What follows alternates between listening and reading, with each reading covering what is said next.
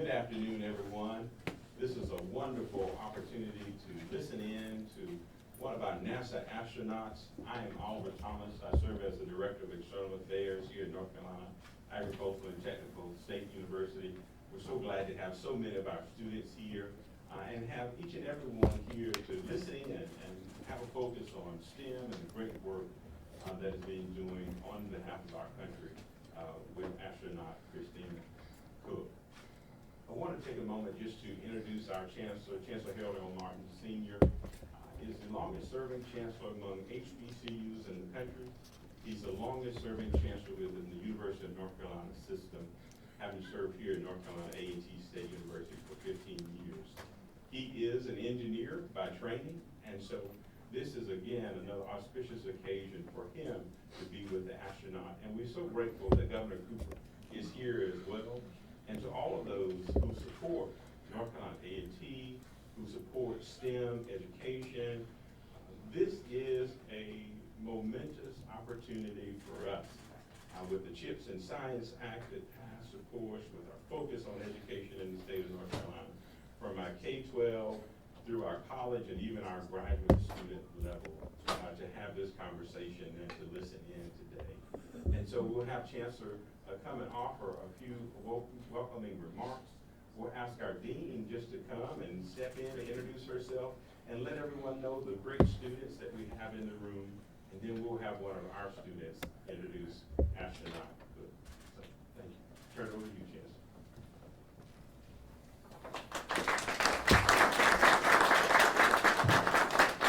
Thank you so much, Oliver. Certainly good afternoon.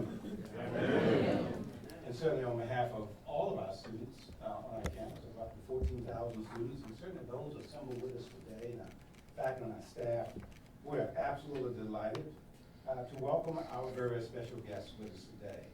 And students, you are absolutely in room for a treat, just absolute stellar treat. And I'm excited. I must say to you, I feel like one of the kids in the room. Whenever you have an astronaut in this space, it allows us to have an opportunity to have an incredible conversation with our special guests. And certainly anyone recognizing that the impact of our institution on this state and this nation is significant. We're always delighted to have Governor Cooper with us. We welcome you, Governor Cooper, back to our campus as well. We just had a few comments a few months ago.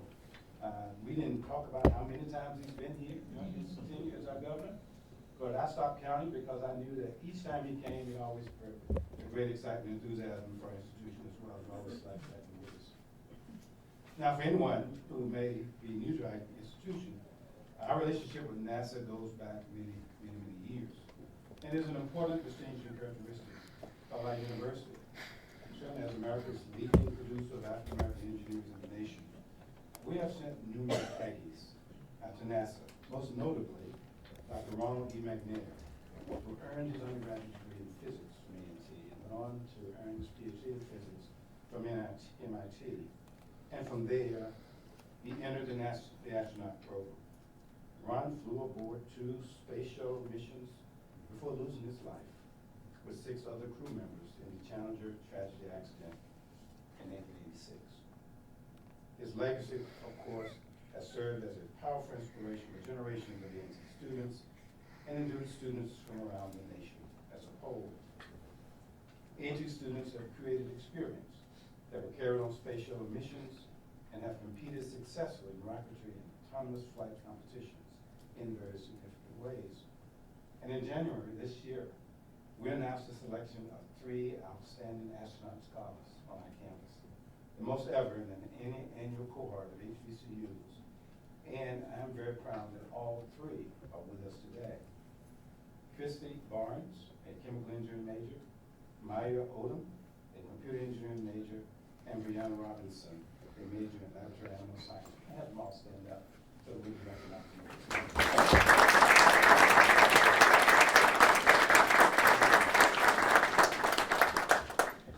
Additionally, A&T faculty frequently conduct research supported by NASA.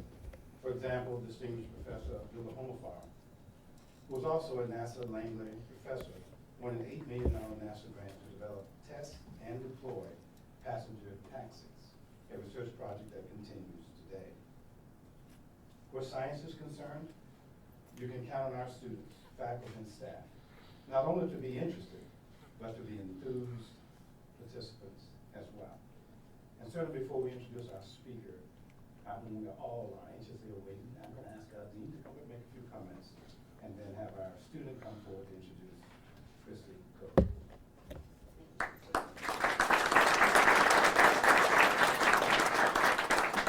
Good afternoon, and welcome Governor Cooper, Astronaut Cook. We definitely appreciate having you here today.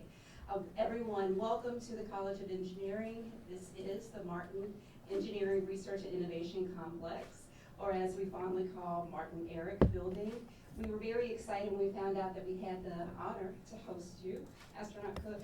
And so we sent out the word and we invited faculty and students to come. So in the room, we have representatives from engineering, science, and technology, and the Honors College. Our faculty are also here with their students. The faculty that are present actually are leading research that is sponsored by NASA or aerospace-related research. And so at this time, if I could have the faculty who have brought students, please stand.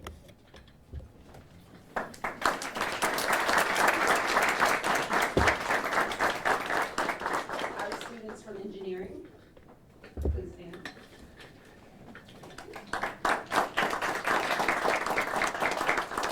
Physics.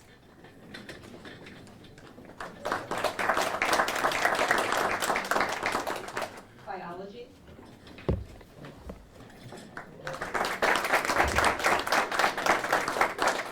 And chemistry.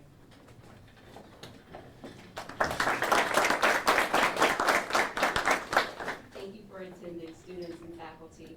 Also, Astronaut Cook, you will have a chance to meet our rocketry and our vertical takeoff and lift team in the high bay following this event. To everyone that's here, we hope that you enjoy the engaging fireside chat that we will have today, led by Chancellor Martin. And students will also be able to ask questions at the end.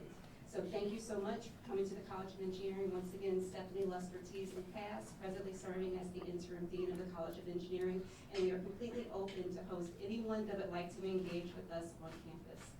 And at this time, I'd like to bring our astronaut scholar, Christy Barnes, to read the bio for our astronaut.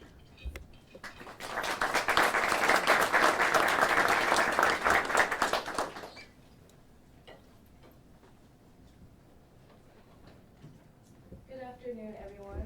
Good afternoon. Christina Koch was selected as a national astronaut in 2013. She served as a flight engineer on the International Space Station for Expedition 59, 60, and 61. Cook set a record for the longest space flight by a woman with a total of 328 days in space and participated in the first all-female spacewalk. She has been assigned as Mission Specialist #1 on NASA's Artemis II mission. Cook is a native of Grand Rapids, Michigan, grew up in Jacksonville, North Carolina, and resided in Livingston, Montana, when she was selected to join the astronaut corps. Growing up spending summers on her family's farm in Michigan, she was instilled with a passion for hard work and challenges. Her hobbies include surfing, rock climbing, community service, running, yoga, backpacking, photography, and travel. Cook attended North Carolina State University in Raleigh, North Carolina, where she earned Bachelor's of Science degrees in Electrical Engineering and Physics, a Master's of Science degree in Electrical Engineering, and studied abroad at the University of Ghana. She attended high school at the North Carolina School of Science and Math in Durham, North Carolina, and White Oak High School in Jacksonville, North Carolina. She later received an honorary PhD from North Carolina State University. I am truly excited to hear more about Astronaut Cook's experiences, so without further ado, please join me in welcoming Astronaut Cook.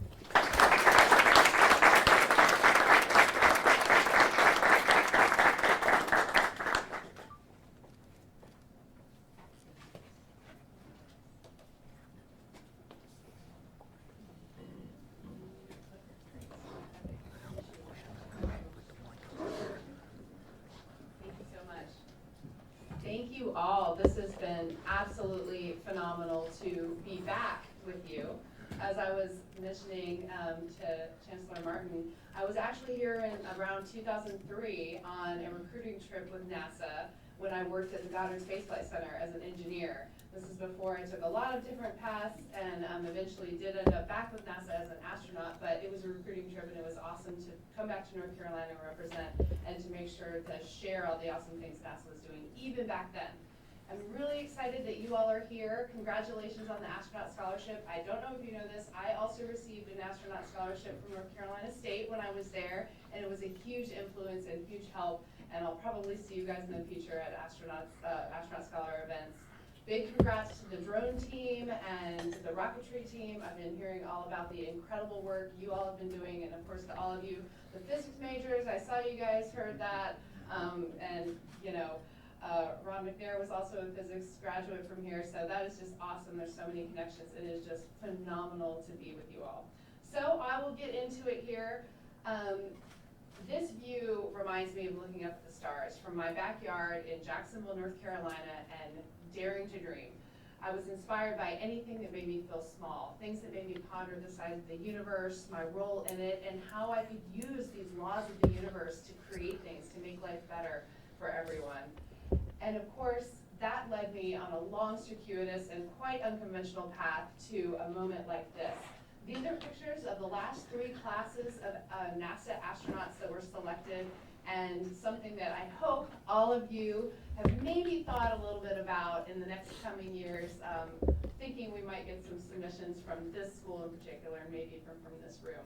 But this isn't the only way to contribute, of course, to the awesome work that NASA's doing, because we have a whole huge team of people at NASA Johnson Space Center that are contributing to human spaceflight. Our center director, Vanessa Weish, is always saying we need people, we need good folks. So please come and join this team. It is an awesome place to contribute back to the world. In fact, I have some stories to share of A&T grads who I've worked with personally or that work at Johnson Space Center. I'm going to share your stories with them because they have traced the same path that you guys are. Tandra Spain, someone I've worked with directly, she is kind of like the IT person of the International Space Station. She makes sure that all of the applications that we have to work with are working correctly and does a great job to keep astronauts connected with their families. Imagine setting up video chat software from space. Well, she does it, and she helped to make sure that I was connected with my family when I was there, and I continue to work with Tandra.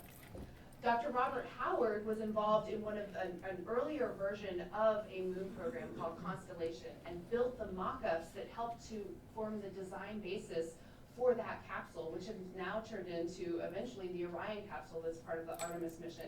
And I love this picture because he's actually with Apollo astronauts there that walked on the moon. Marquez Lynch, I've worked with him as well. He is in our spacewalking, or EVA as we call it, extravehicular activity group, and is involved in the suits, and he's even gotten to do some suit fits himself, so this is a really cool thing. And of course, we're building a whole new set of suits for exploring the surface of the moon and hopefully eventually Mars, so this is a really exciting role right now. And then finally, Juan Etheridge, who found his way in technical test facilities and then became involved in center ops. And I just love his bio here, talking about how he's thinking about legacy and how he will leave NASA Johnson Space Center so much better off and with the ability to test these incredible things that we are building there. So all of this is to say that what is NASA currently working on? Well, this is the International Space Station, as I'm sure many of you recognize. And I'm willing to bet that for most of you, there has not been a day you have been alive where every person on planet Earth was on our planet.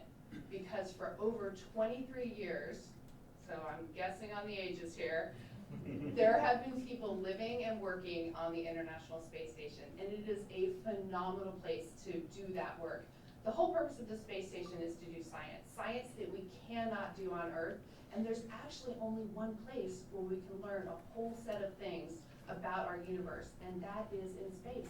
We have to go there to learn these things. So as I mentioned, the whole point of the space station is science. This is me looking through a microscope, and this was one of my favorite experiments, because in space, protein crystals that cannot self-form on Earth can grow because they're not supporting their own weight. And we helped researchers on Earth see protein crystals grow for the first time that may have implications in pharmaceuticals to combat cancer, Parkinson's, Alzheimer's, all of these different things that we can actually learn how to fight in space. And I got to watch at the same time as the people on the ground did these crystals for me. It was really a special part of the science that I did.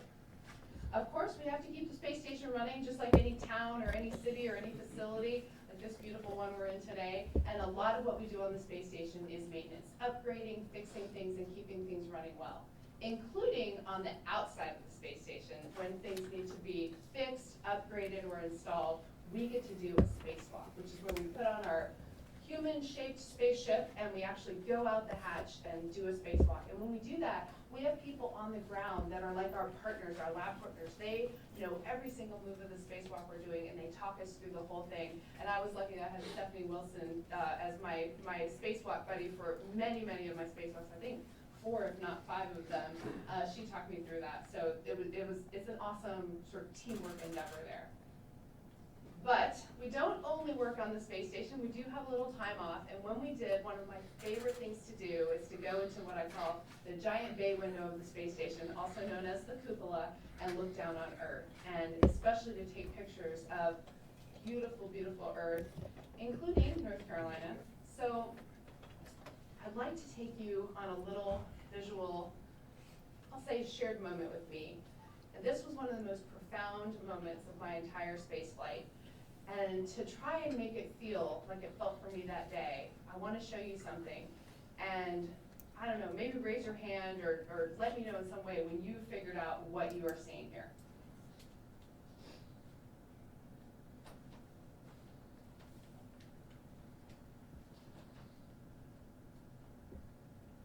Everybody got it? Is that the North Carolina coast? Yes, sir. It's the Outer Banks of North Carolina. And so I was in the cupola looking down, and it started here, and it was a super oblique view, and it was rotating around. I couldn't quite make that happen on the slide, but it almost felt like it was coming alive, like you all saw it.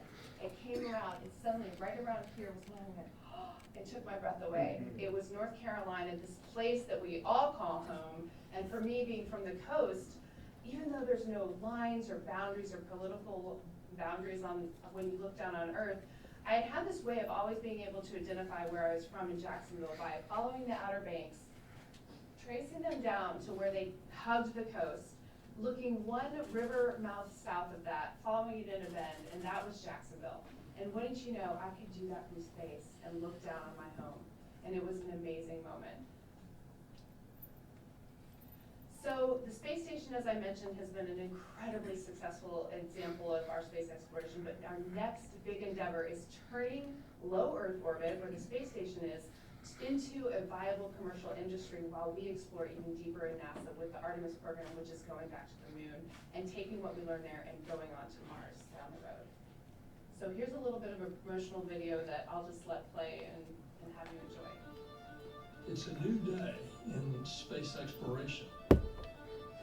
As we sail on this new cosmic sea, there's so much to learn.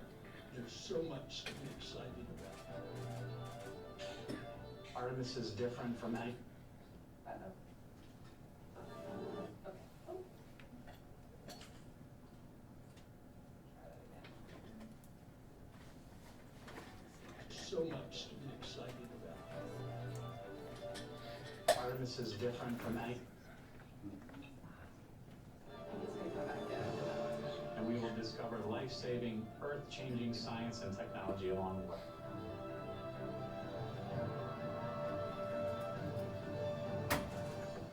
We're delving deep into what science can be achieved by humans working together with robotic capabilities and future infrastructure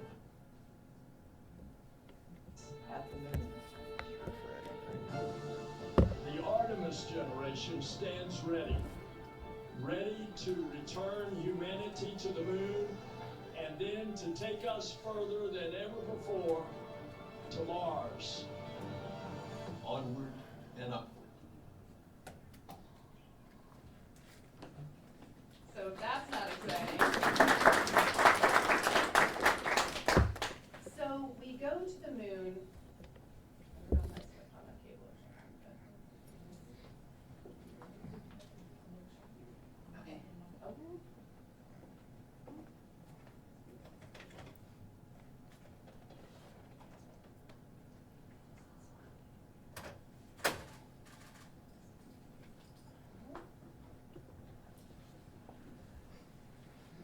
Well, tell you what, let's just chat while they work on that, because I think we can just talk through a lot of this excitement that's coming out. So why do we go to the moon? Well, I think, to me, one of the overarching reasons actually has nothing to do with all of the check boxes that you can talk about with all the returning science, the technology development. That's all there. But the real reason we go, to me, is we don't have a choice. We're human. We explore. We have to go. And in fact, a lot of what we are in the era of now is it's not a question of if we go, it's when we go. It's not a question of do we go, it's a question of do we lead or do we follow. And I'm so excited that at NASA we are leading, and hopefully all of you will be a part of that leading down the road. Of course, we're creating new industry, we're learning things, we're getting technology, we're taking that all to Mars. We're learning incredible science. The moon is like a witness place of our own solar system formation. But to me, again, the real reason is we are explorers. So a little bit about what you saw in Artemis 1. There was some footage of that in the video. Artemis 1 is a mission that has already happened. We have gone back to the moon in a human-rated vehicle, but we did not have it crewed. There was no crew on board. It was not this past November, December, the one before that. Incredibly successful mission. So we tested the Space Launch System. We tested the Orion vehicle. These are pictures that were sent back from cameras on the ends of the solar arrays of Orion, of Earth, of the moon. But now we are going to do the next mission, Artemis 2, which is going to be a crewed mission. And I was extremely fortunate to be named as one of those crew members, along with Reed Wiseman, Victor Glover, and Jeremy Hansen, 3 amazing humans that I'm so honored to do this with. And our day consists of a lot of training. So this is us training to get out of our space capsule, because it is planned to land in the ocean after our moon mission. And another example is us in a class. So Victor and I are doing a class, this was actually a power systems class in front of one of the simulators. And that's just sort of a day in the life of an Artemis crew member. We're basically going to be the plan for Artemis 2 is to go around the moon and come back and not necessarily land, because we're testing out all the new systems for crew on board. But the whole idea is that we are leading up to going back to the surface of the moon. We'll do that with a human landing system in future missions. We also have planned the first ever of its kind space station that will orbit the moon, called Gateway. And all this is to bring forward more surface operations to stay sustainably and responsibly, and to do the science over the next several decades. We plan to have a lunar terrain vehicle, which actually partners in industry were just announced that we'll be working on this along with NASA as partners, and even a pressurized rover that we are partnering with the Japanese Space Agency for. And I'd like to finish with this picture, because to me, everything about what we're doing is summed up here. I talked about some of the reasons that we're going to the moon, but I actually think even bigger picture, one of the reasons we explore space isn't necessarily to learn about the places we're going, it's to learn about ourselves. No one who goes to space brings a bag of gold with them. They bring pictures of their family. We learn through leaving our home planet that we're more alike than we are different. And in fact, the perspective we gain when we recognize that everything around us isn't necessarily an absolute. It's just one way of being. And this picture, where we see that this isn't the crescent moon, this is the crescent Earth viewed from the moon. We see ourselves differently. And that's one reason why I'm really excited for you guys to be a part of this journey in the future. Thank you.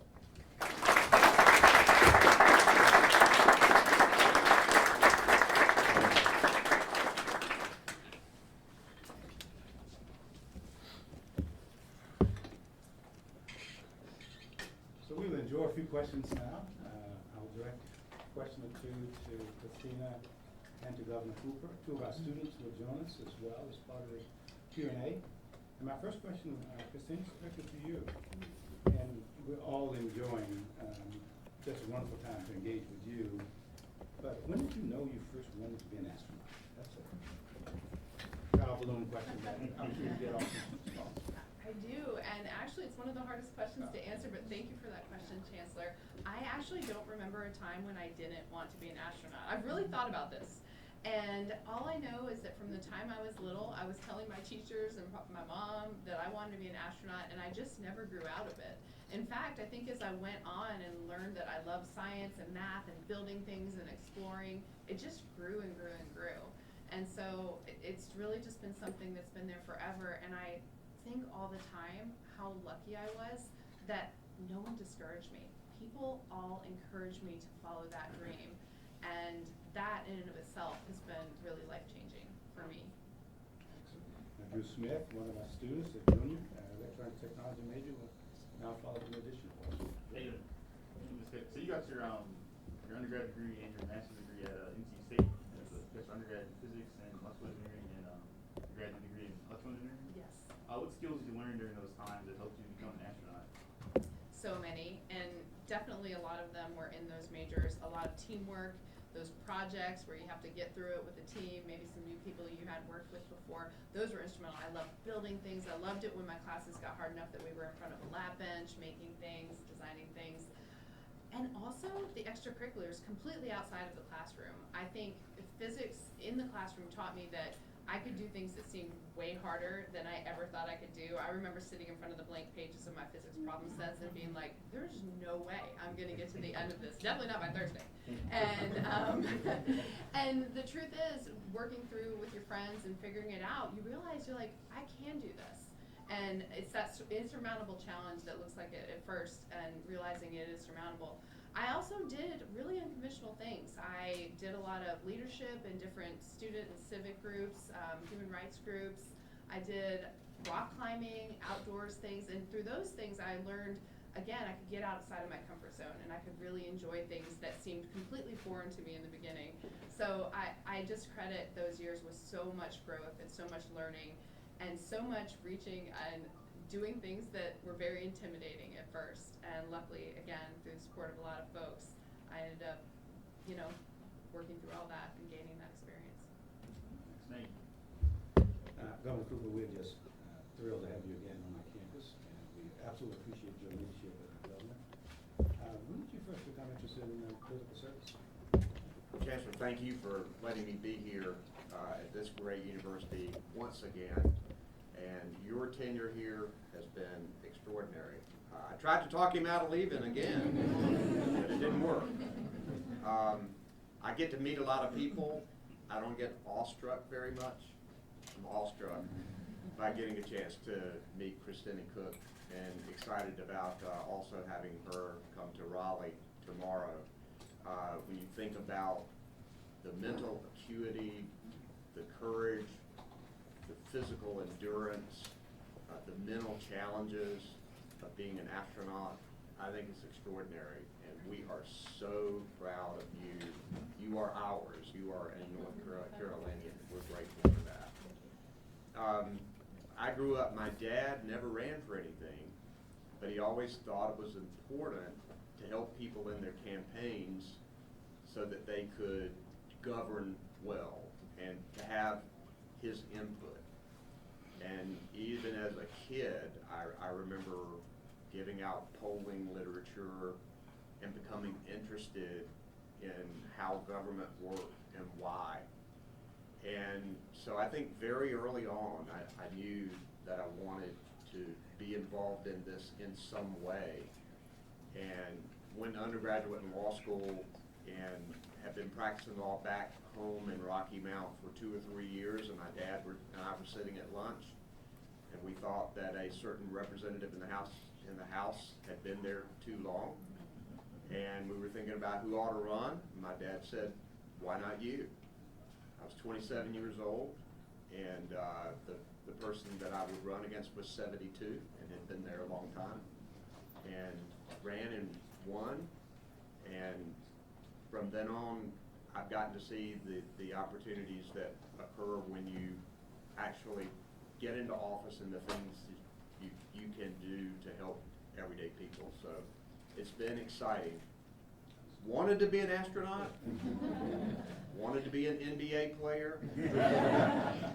Neither one of those happened, but this is a good third choice. For one of our students, Leah McClure, at biology, junior major, we'd love to ask you a question, Governor. Sure.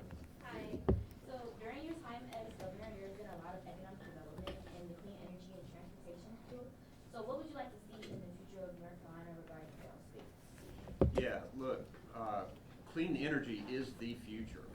And I think we've learned a lot from space exploration on how to get to a clean energy future. We know that climate change is threatening our planet. I know Christina can see it from when she's on the International Space Station. And it's important for us to step up and do what we can to try to correct it. But the great thing about a clean energy future is that it's putting money into the pockets of everyday families. When you think about the great paying jobs that are coming right here to the Triad, and let me just say, this university is one of the reasons why these companies are coming here. When I can say that North Carolina A&T State University graduates more black engineers than any other university in the country every year, people's eyes light up. Businesses say, I want a well-trained, dedicated, and diverse workforce, and this is a place for us to come.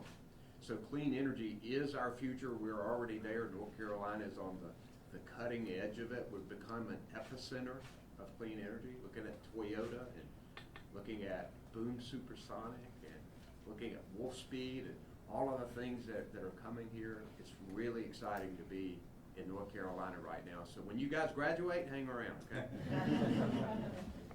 Thank you, Governor. Christina, as you know, North Carolina is blessed with some outstanding public universities. It's certainly North Carolina A&T considers itself as one of our leading public research universities. Of course, I'm biased. Now, what has public education done in terms of role in your career, and how has it prepared you to do things you're doing today? You know, in some ways, it has been everything that's prepared me. I went to public school in Jacksonville, North Carolina, middle school, high school, and all of the opportunities there were available to me. And I think that those extracurriculars are some of the most formative things that I can think about. I don't know about you guys, but when I think back to middle school, I'm thinking about, like, the things that come to mind are the band trips, where you had to work together and, you know, practice and not let your team down, or those every single Friday going to the games and afterwards, you know, going to McDonald's together, and all of those things that really just bring people together and everyone together. I always say I loved growing up in Jacksonville because it was so diverse. With the Camp Lejeune there were people from all over the world, from every kind of background there, and I'm so fortunate that I had that growing up. I learned to value every single human, and that is a really valuable thing that was reinforced by public school. And then, of course, North Carolina State being an amazing engineering school, it had another formative thing. It had a partnership with the University of Ghana, and I was able to study abroad, and that was one of the most formative experiences of my life. And science and math is another great example. A public offering school where you can go and live and really do some deep work with math, science, and extracurriculars. So even though this sort of the public school experience, it kind of got, I would say, progressively maybe more intimidating. At science and math, I was just a small town girl there, intimidated by all these people from fancy places like Raleigh and Charlotte, and they knew all the things I had never heard of. But, you know, that process also allowed me to grow and to learn that actually I am just as capable as the people around me that might seem like they have more or know more or have done more. And that process of discovery, I think, is really what public schools have to offer. Thank you. Now, Doug Cooper, this is his second year in a row that North Carolina has been identified as the leading state in the nation for job growth and business growth in our state. Not just because of the investments you continue to make and encourage to be made here. Talk about the importance of a competitive workforce for attracting industry, and speak some to your investments in education asset. Well, a lot of people try to take credit for the fact that North Carolina has been the first state in the nation in business for the last 2 years, but I know where the bulk of the credit belongs. It's the people of North Carolina. It is that strong, well-trained workforce that we have. That's why businesses are coming to our state. And one of the things we have to remember is the importance of investment in early childhood education in our public schools, in our community colleges, and in our universities. I've declared 2024 as the year of public schools because it's so important. I'm a product of public schools. My 3 daughters attended public school. My mom was a public school teacher. And in fact, I have people come up to me today and will say, I want to pay you a compliment. I'm thinking, your mom was the best teacher I ever had. We see what happens with our public schools. This is a great public school here at North Carolina A&T State University.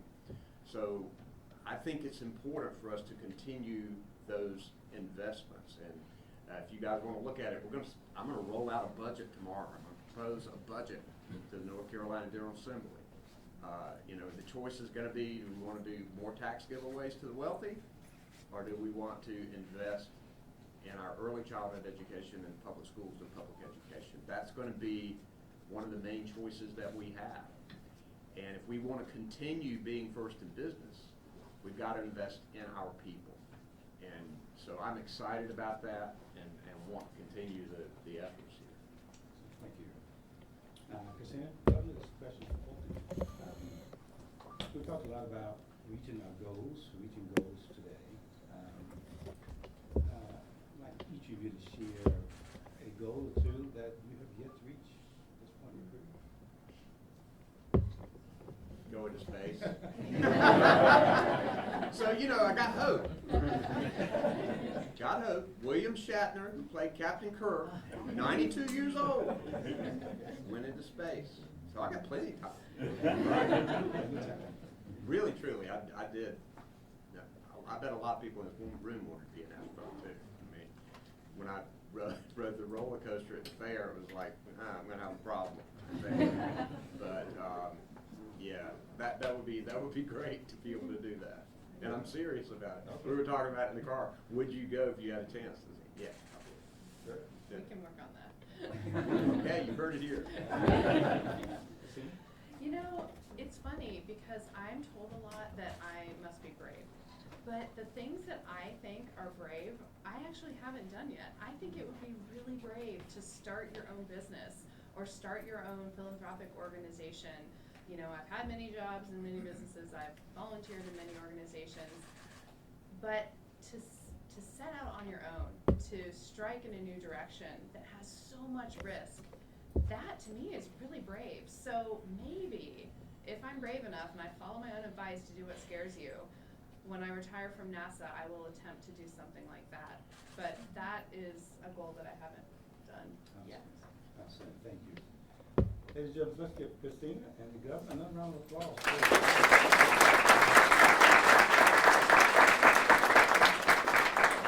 opportunity to spend this time with Christina. Thank you for being with us today, and continue best wishes. We're going to continue to monitor your incredible career without question and monitor what's going on out at the other generation.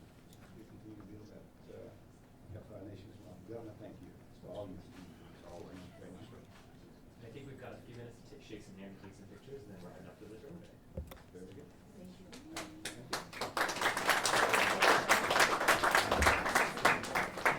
You guys figure out what we're going to do. See ya.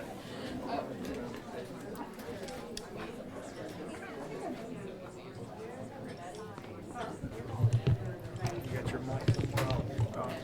Jeff grabbed it. Even more. Oh, okay.